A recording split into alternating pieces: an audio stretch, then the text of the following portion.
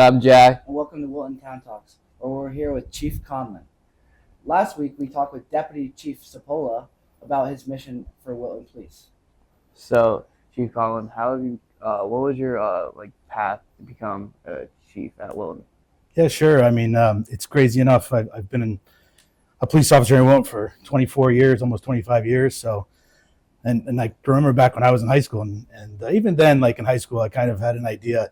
A couple of my sister's friends were police officers, and I really looked up to them, and I valued their opinions on things. And so, even at a young age, I kind of had an interest in this, and then so I went to school for criminal justice, which is a popular major, and so I came out of that and started to apply to police forces, and I actually got hired in Newtown and Wilton on the same day, and decided on Wilton. So I just kind of always admired the profession, and thought it was something people would look up to. So I kind of admired that. So that's probably what led me here. So Good choice picking Wilton. yeah. What are your goals or mission for our town? Yeah, so it's kind of silly, but obviously the police department has a mission statement, as most places do. I'm sure even the Wilton High School has a mission statement too. But obviously we want to protect the people of Wilton, quality of life living here, and making sure that it's a safe place to live. So we kind of base we probably have over 100 different policies and procedures, and it's pretty much all based off of that, protecting the people, making sure the quality of life and the integrity of our officers. So the mission is, so when we deal with the public, just, trying to deal with individuals, making sure that, all different backgrounds, that we're very sensitive to how we're dealing with the public, and making sure that we're enforcing the laws in a very fair and productive way. And so, that's kind of what we preach to our officers, just to be a real person out there. Yeah. And don't try, you see some of these officers being very authoritative and stuff like that. We just want to have a back and forth. And a lot of the stuff we enforce is motor vehicle type violations. Obviously, Wilton is a pretty safe town. We do have a little bit of crime, a lot of stolen cars and stuff like that at the moment. But for the most part, we're pretty much enforcing motor vehicle laws. And the purpose of that really is to just cut down on accidents. We probably average like one fatal accident a year. And obviously that's one of the most dangerous things, So we try and encourage people. Most of the interactions with the public, when we stop them, we usually 80% of the time is a written warning. So we're not out there looking to give tickets and stuff like that. We're just trying to educate the public, get people to slow down, especially teens. Yeah. Obviously, talking on the cell phones. I know the cell phones are an issue. Even here with the, kind of distracting. The same thing when you're driving a car; it's even more distracting.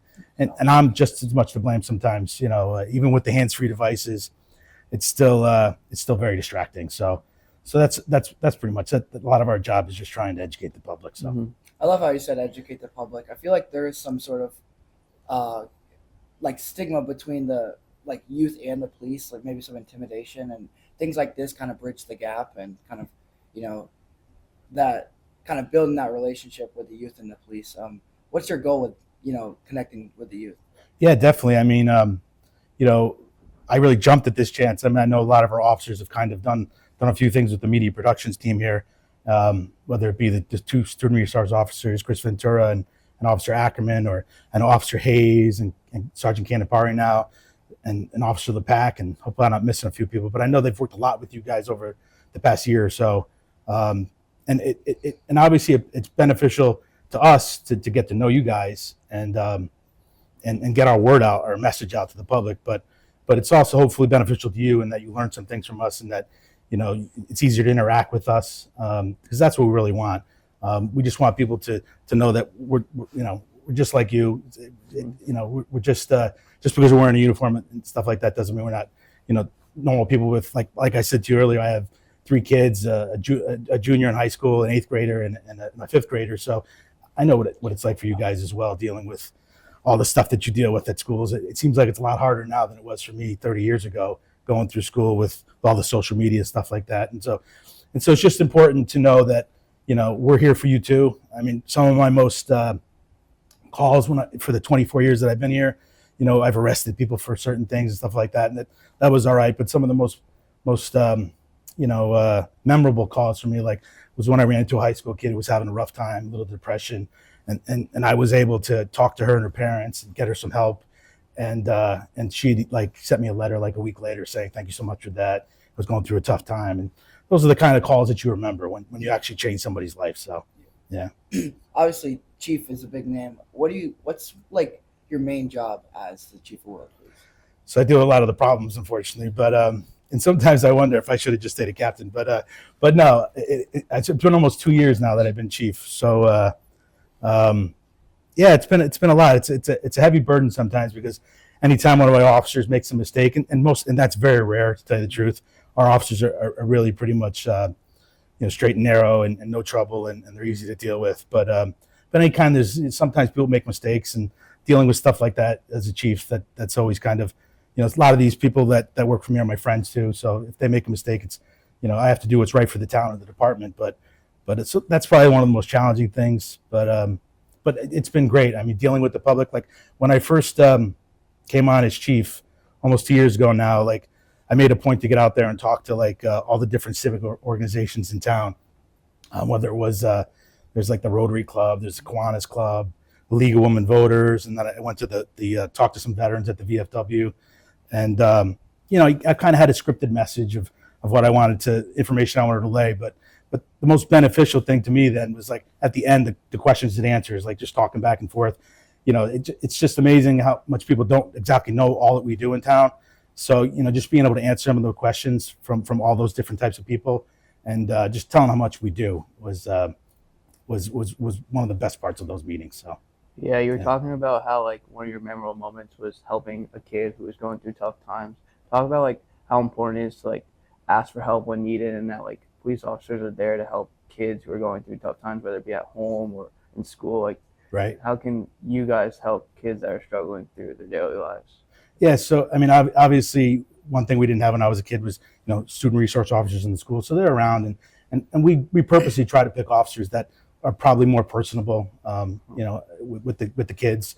So it's someone that we'd want you to be able to go to if you need any help or like that. And even in police work, it's the same thing. Like, believe it or not, the rates of people with depression and suicides for police are very high too. Obviously, it's a very stressful job. So, we've even started like what's called the peer support group, where we've identified like 4 or 5 officers who went to specialized training, and just to have, and then we tell the officers who those people are, and they're able to go out and search out these officers, and they're able to have conversations if they're having a rough time, whether it be financially or with their marriage or this and that. So it's the same thing with the students. We try and teach all our officers. We send all our officers now to what's called CIT training, which is a crisis intervention, and that's not really common in a lot of other police departments. They're catching up, but pretty much 90% of our officers have been to that training, and it kind of teaches that same thing as they've learned in peer support, where identifying people that might be in crisis, and trying, not always just trying to arrest somebody if they did something wrong. It's more or less trying to get them the help that they need to, because there's a lot of mental health issues, unfortunately, whether it be police work or when you're growing up. I mean, I remember growing up as a kid, little things would bother you so much, so, but obviously, you grow out of that stuff. So, Yeah. Yeah. Well, thank you so much, Chief Yep. Conlan. I think this talk is really, is an attempt to bridge the gap and, get us kids to really appreciate what you guys do and kind of see like a behind the scenes of, all the like great work you do. Yeah, thank you so much Yeah, for having me. thank And this is a great forum, and you guys doing a great job here with the media productions class. So Yeah, you. thanks for having your us. work. Yeah. And that's all for today. Bye. See you next time.